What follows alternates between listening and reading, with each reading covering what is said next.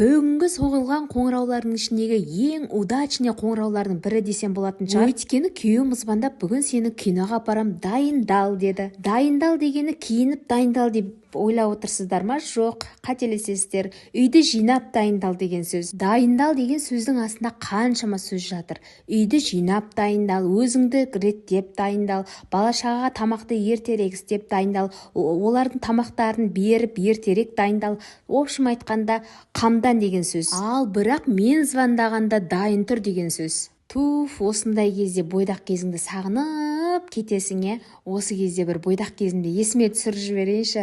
Бір жерге баратын болсаң, таңнан кешке дейін ұйықтайсың, кешкісін уже өзіңнің жағдайыңды жасай бастайсың. Душқа түсесің, асықпай боянасың. Ой, ол кездер енді.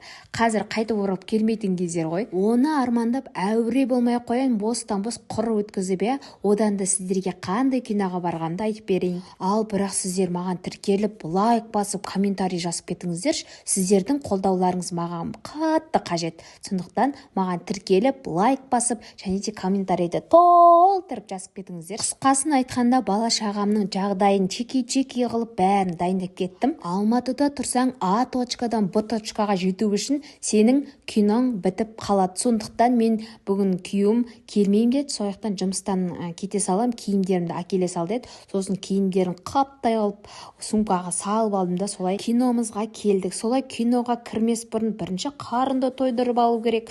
Бүгін мен үй жинаймын деп ештеңе ішпеппін ғой, даже киноға барам деп қуанып Солай бірінші қарынды чеки-чеки қылып алайық деп жекасқа кіріп қарымызды тойдыртып алдық та солай киноға келдік. Ал енді тамаққа тойып алғаннан кейін настроениеде чеки-чеки ғой, мына жерде әзілдеп жатырық, ана жерге барып ойнап қайтайық деп. Солай жыр болған киномызға келдік. Ал біздің қандай киноға кіргеніміз қызық болып тұр ма сіздерге? Үй алам деген киноға кірдік. Енді мына киноны айтпай қояйын. Оннан 100 деген балл беретін едім. Өйткені кино соған стоит бар ғой, прям стоит. Өйткені өмірде алынған шындық нәрсе да. Бізге қатты ұнады мына киноны дегенше. Ішінде күлесің, но ішіндегі мән мағынасы бар кинода.